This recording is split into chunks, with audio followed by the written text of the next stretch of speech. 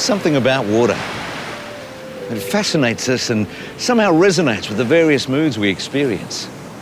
And water can be calm, turbulent. It can be peaceful or exhilarating. Relationships are a bit like that. They have their ups and downs, moments when you feel calm and content, and other times when, well, it's anything but plain sailing. Most of us want to be in a relationship where there is peace and harmony. But that's not always the way it is. Dealing with difference and conflict is a normal part of relationships, of all relationships. I think conflict expressed in the right way is a good thing. I think conflict as far as if you were chucking stuff at each other and hurting each other and physically abusing or even emotionally abusing someone else, that's not good conflict. But conflict where you say, wait a minute, let's sit down and talk about this and what's your perspective, what's my perspective, do you understand my perspective, I understand your perspective, that sort of a conflict. It's not I don't know if people consider that conflict, but I think that's working out together the differences so that we can move forward as a family. You can't avoid conflict, no matter what you do. You just can't avoid it. I'm not saying it's great. I look forward to it. No, but you need to see where the other person stands. If you don't have an argument ever, it's kind of like empty. If you don't have disagree, or if you don't have an argument, it's like you don't learn about the other person. If me and my fiance have had an argument, it always turns out better when we get to, kiss and make up, get to hug and, it feels good after a conflict is over. So generally, I feel like every time there is a little conflict, it feels like we grow a step further in the relationship. So conflict is not necessarily always a bad thing. We all react to conflict differently. Some of us run from it. Some of us will do anything to avoid it, and still others will enjoy a good fight. When it comes to our relationships, is conflict a good or bad thing? And what about anger? Is it always destructive? Could it be that conflict is an avenue to deeper intimacy? Well, Dr. Scott Stanley from the University of Denver in Colorado has studied conflict and conflict resolution in marriage. I asked him how important it is for couples to accept that there will be conflict in their relationship. If there's one thing that in this day and age I think may be more important than anything else for couples to recognize, especially young people, is that you're going to have conflicts. It doesn't mean you don't have a good relationship if you have conflict. Good relationships have conflicts. Good relationships also, though, have a sense that we have a future, so there's commitment that makes it worth doing the struggle and doing the work, and they have the skills to handle the conflicts in a way that they don't damage the relationship and really produce lots of distance over time. Fetch. Bring, here, boy. Drop. I think when we were first married, because we'd lived apart we hadn't been a couple very much. I was in one part of the world, you're in another for a whole year. So getting married was like, oh, I have to get to know this person at close quarters. So there was lots of difference and surprise in terms of conflict, wasn't there? Yeah. And we certainly did handle conflict very differently. I had grown up with the idea that, well, the naive idea that somehow it was wrong to kind of disagree and that, there shouldn't be any conflict if we had a good relationship. And so it was more like sweeping any differences under the carpet and not kind of dealing with it too much. And so I remember when we first got married, and we did have these disagreements, which were quite horrific to me, that I used to kind of go into this silent mode, and I wouldn't talk to you sometimes for a few hours at a time, and I'd go walking around the house and I'd be then trying to feel good, so I'd start humming to myself. So I'd be going around the house humming but not talking to you, just kind of ignoring you. And I think that was quite frustrating for you, wasn't it? Because you had a different way of dealing with conflict. Yeah, I come from a large family, and if you want to be heard, especially if the youngest, you have to yell the loudest. So it was pretty obvious to me if I had something to say, it needed to be said, and I wanted to be heard. So it was a very different style. And I also remember that I wasn't really used to having differences with people too much. I'm easygoing, and it was a bit of a shock. We had lots of differences, lots of things to squabble about, and it took us totally by surprise. And it was quite, how do you deal with this? What's wrong with us? Yeah.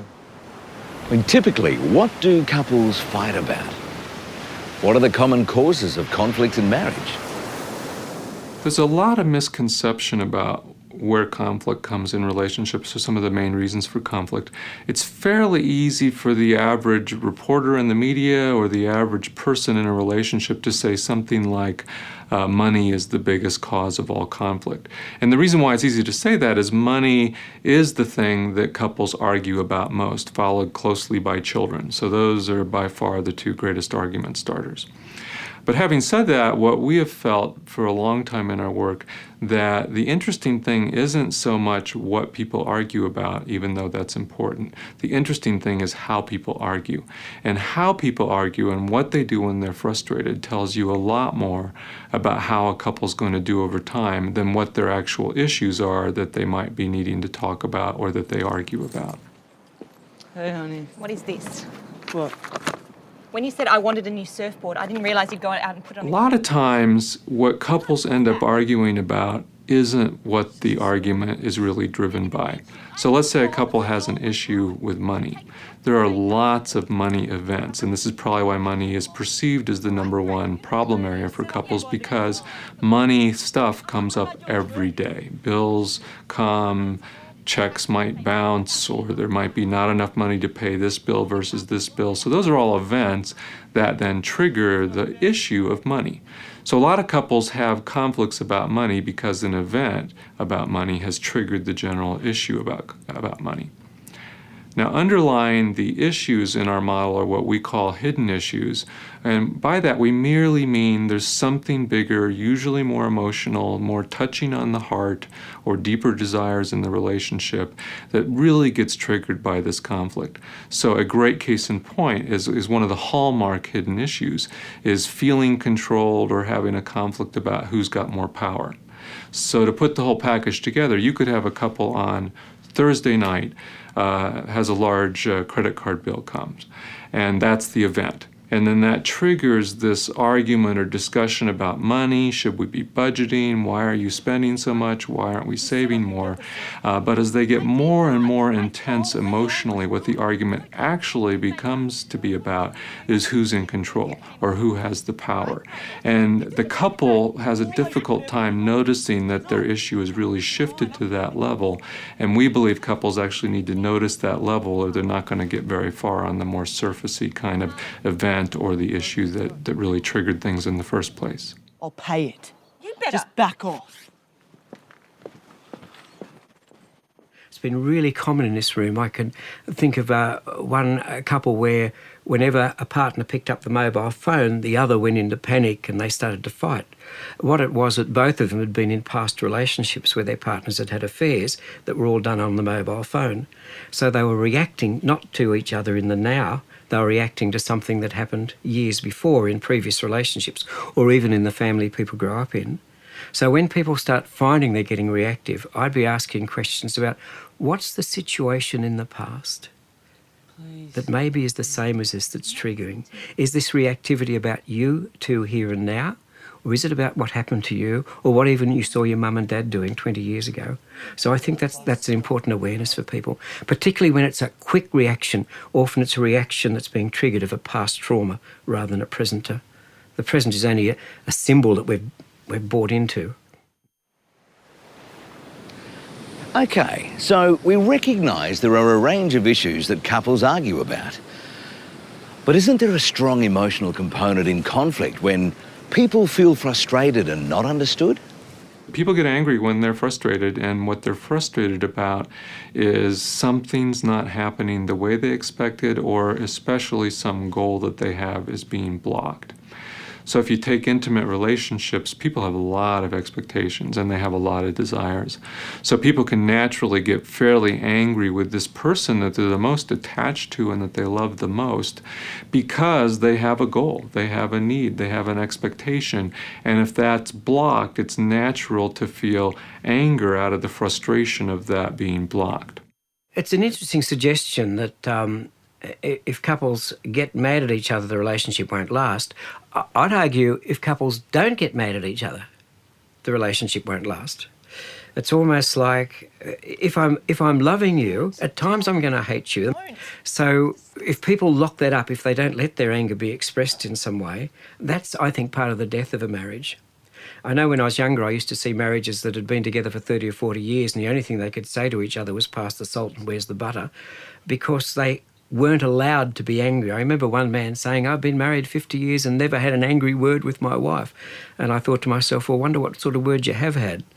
So to be angry is a part of being a normal human being, and to be angry with a partner is a part of being a normal human being. It's how I allow that anger to be present in a way that we can use it for growth rather than for destruction. When I've got angry feelings that well up inside me, the thing that works for me is actually have time by myself, to have space. And sometimes it's helpful for me to move away from you. And I sit up in my study and I put my 80s and 70s music on and turn up the volume a bit and even do my checkbook or something like that, which takes my mind totally off the situation, but actually trying to change the situation. Have time to myself to reflect internally about it, and then I calm myself down initially, and then I can focus more on you and what's happening between us. But for me, I need space if I'm really angry. And for me, I need to release it, and releasing it, you know, as quickly as I can is a good way for me. So I've found just going for a sprint around the block is a good thing. You know, sometimes that can't always happen, but to actually releasing it with, you know, just an expression, going into the bedroom and getting it out, voice-wise, is a helpful thing. So it doesn't end up on my loved one. Anger for me is, I am more expressive, so I've got two ways of dealing with it. I say what I'm thinking. If I think it's manageable, I don't want to lose my cool, but I talk louder and you know I'm cross or mad. There are times when I just choose to say nothing at all until it kind of cools for me because I don't want to go over the top. Yeah. So I tend to say nothing. I think you probably know I'm not a happy camper, but I'm just keeping it there till I can come out with it. And it might be some time, I might just forget for a while, but I'll come out with it. It sits there, and if we don't express it in some form or another, it's only going to erupt. So I think that it's important to know. I don't want to vent it in a way that's destructive or that I regret later. So if I am able to express it, Cheryl's very patient. And I'm fortunate she can stand back and hear it, and then we can explore the issues. And we do try and find out what's going on here, even if it's not at the time. But I recognise it's time for me to shut up, say nothing, because if I do, I'm going to say far too much. Anger often is emotion that hides a more vulnerable emotion. So it feels safer to be angry, perhaps, than to feel rejection or to feel the sense that the other doesn't love me anymore or being unsure about that or to feel out of control. Those feelings, rejection, out of control, whatever, are much more vulnerable. And a lot of times, especially when we're in a mode of conflict, we're not feeling emotionally safe. We're not going to express what we feel vulnerable about. But there are a lot of feelings, and they'll get channeled into anger. I mean, that wasn't good. But how do you think we can afford this house? Wasn't good? If I don't do the project, if I don't work long hours... Oh, because you're such a sacrificial lamb in all this. I don't like the job. It's just, it pays the bills. Oh, it pays the bills, and I pay some of the bills too. And in the meantime, I look after the kids. This whole idea that anger often is a marker for more vulnerable feelings is very consistent again with this idea of emotional safety. That at that moment, if you have two partners that feel really good about their ability to communicate and they feel emotionally safe, if one's feeling kind of rejected by what the other has done, they'll find a way to say that in a much more direct way if they feel it's safe to. So the other night when you made that comment about how I spend money, I felt like it moved beyond just about how we deal with money, and I felt like you were rejecting something about me, and that really hurt. You don't see people saying that kind of thing very often unless you have a really great relationship and a great relationship where it's safe to talk. And that's a good example of why it's so important for each couple to find their own way to talk safely. Sometimes when conflict is happening, it escalates and may even get out of control. So what can we do to make sure it doesn't become destructive to our relationship? When conflicts between couples escalate, it's usually because both partners are feeling deprived in some way and not heard. So the first task for me as a counsellor is to slow the process down so that people can hear themselves and hear their partner. Because often when a conflict escalates, we start saying things we're not even hearing what we're saying. So for me, the first thing is, to use a jargon term, to invite people to have some dual awareness, to notice myself with what I'm doing with my partner. And even though I'm in conflict with you, I'm noticing myself in the way I'm expressing this conflict. When it comes to conflict, there is a general belief that men and women approach conflict differently. So what do the experts say about conflict and gender differences? The question often arises about differences between men and women in handling conflict, and are the differences as great as they appear? And you can get different opinions on this. My view as a researcher is that this is one of the areas where there are truly fairly significant differences on average between men and women.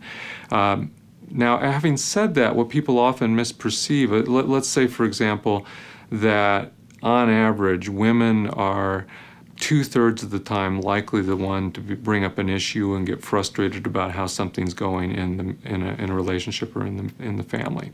And about 1/3 of the time, it's more the husband that might bring up stuff and be frustrated.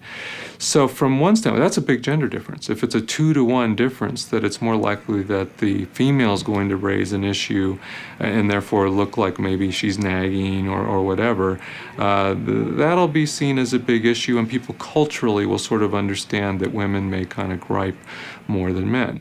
What's often misunderstood in that means there's also a lot of relationships, maybe 33% or so just by this example, where it's not that direction at all, and it's much more the guy is usually raising things and pressing things and concerned about things. So there is this difference, but we can talk about it in such a one-sided way.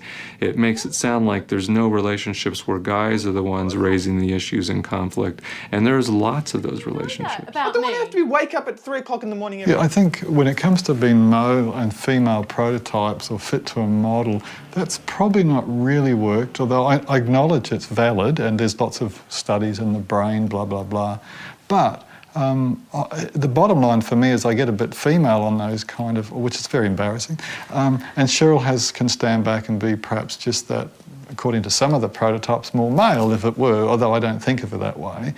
So they do, I think it much more is about the person you are, the personality you have, and the way that you express yourself and the way you do your issues is probably much more important in a relationship than sticking a person into one model or putting them into one or another. There's some work to do, isn't there? So, if we become aware that what we are doing during times of conflict isn't working well, is it possible to do things differently? Are there guidelines we can learn to help us when we do get into conflict with one another? Are there any ground rules? This idea of ground rules is something we think is fairly valuable for couples because it's a way to have couples think about what are we agreeing upon together, you and me, for how we're going to deal with issues in our relationship, how we're going to manage conflicts. One ground rule that couples can agree to, and it's the one that I think is the most powerful of all, if you can get two partners to have an agreement about this, is to agree that they're not dealing with issues at any old time that come up in their relationship, but that they're going to deal with issues at a particular time and place so that they protect the rest of their time together from just issues coming up at random. Events are happening all the time in life. There's just the stream of things going by. So an issue could always be getting triggered in the next moment, but that doesn't mean that's a good time to deal with that issue. Too many couples let the issues define, the events and the issues define when they're dealing with the difficult stuff, as opposed to deciding, let's talk on Saturday morning, for example, at 10 o'clock every week for a half hour about how we're dealing with the budget. That would be a great sort of a ground rule for couples, because then when something gets triggered about Monday on Thursday night, there's the sense that we don't have to wreck Thursday night dealing with money on the spur of the moment when we're not at our best. We've got this time set aside to deal with money constructively. Let's just note that this happened and we'll deal with it Saturday morning. That kind of idea takes a lot of discipline together between partners, but the payoff is huge. There's one other ground rule that we think is one of the most important ones of all, which is the idea of having an agreed upon way from partner to partner to put the brakes on when things are not going well. Every couple escalates. Every couple has times where they get upset. Some couples much more than others, and if it's much more than the average couple, that couple's going to have trouble over time.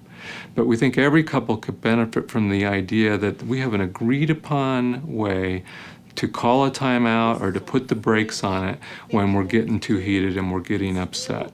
Oh, it's not quite right. Oh, you didn't do it quickly enough. Oh, you should have done that first. Because you don't do it. I don't understand. Harsh words generally don't work well. Honesty is good, harshness is not. Because when somebody is harsh to me, then I feel that I'm being attacked, then I want to defend.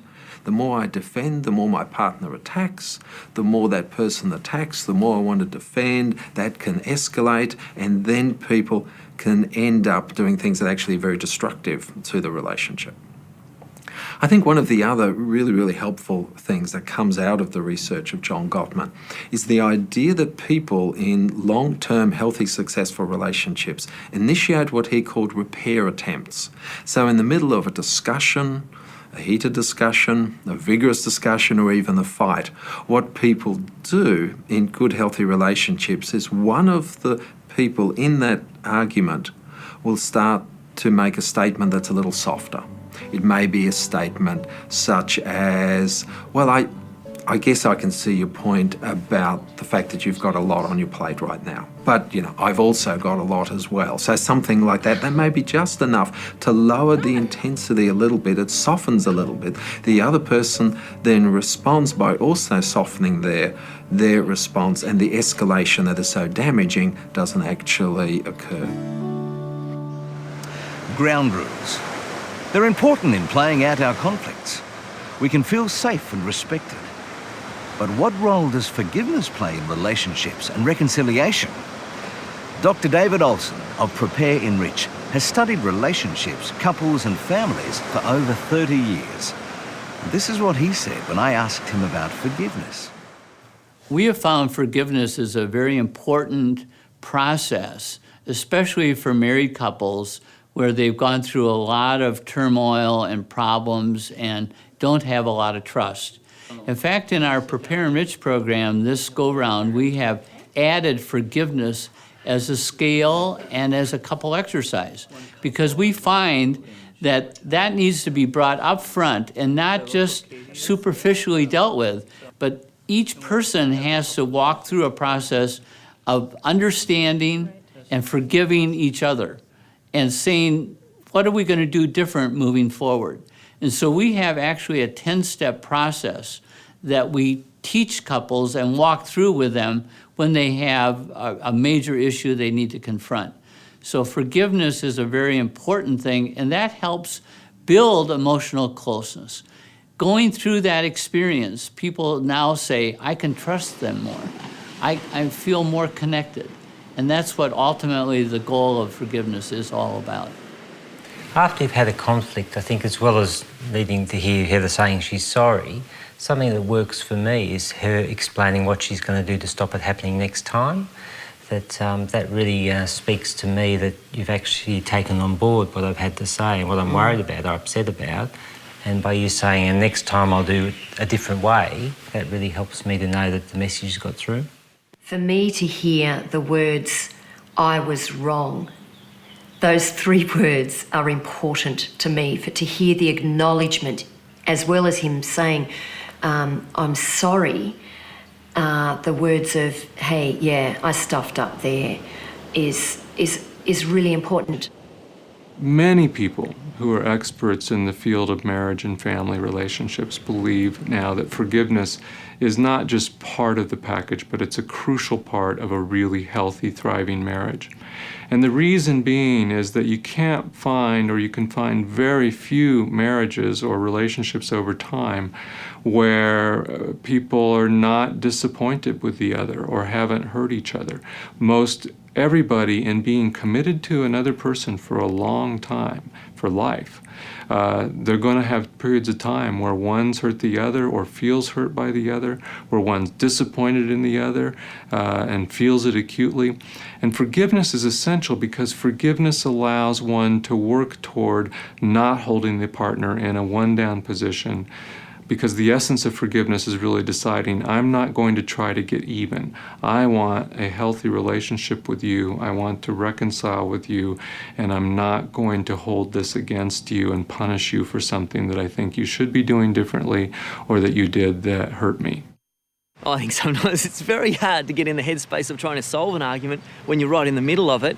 But I think you need to discipline yourself and if you can, look at the bigger picture and go, wait a minute, me doing this right now and saying what's really at the top of my head right now isn't the best thing for us as a couple, as a family.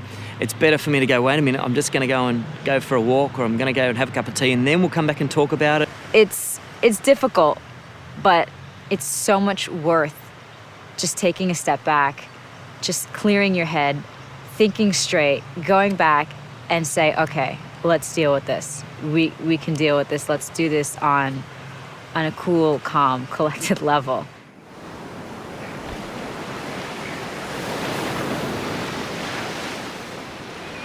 Will we resolve all our differences if we use different communication and negotiation skills? Probably not. I asked Doug Sutherland what he thought about this idea. The only time a marriage has solved all its problems is when they're dead, I think. And because relationships have a life way beyond the couple, even when one of them's dead, the problems of the relationship was probably still there for the widow or widower. Look, there are a percentage of marital problems which are insoluble. They're based on the fact that you're you and I'm me, and we're different. And part of the excitement, I think, of a good long-term marriage is that we recognise that and we keep struggling with them. We keep talking about them, we keep putting them on the table, but not in a way that they're controlling us, but it's almost like eventually we can laugh about it. My classic example is I'm very physical. I, for many years, loved cycling. I rode a push bike to Perth in my 40s. I wanted to get my wife on a push bike with me. I even tried to get her on a tandem. It's not her thing at all. She wanted to go to art galleries and read books.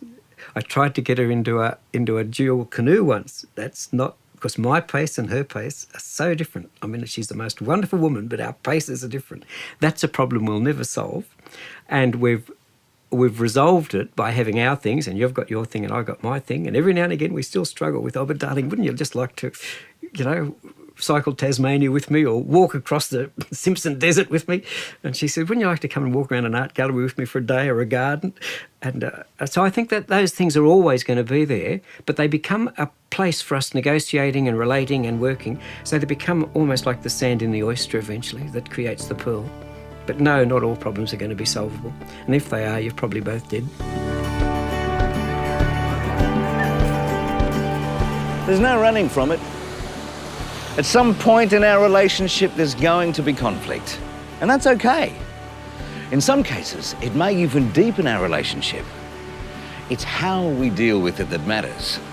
As Max Lucado wrote, conflict is inevitable, but combat is optional.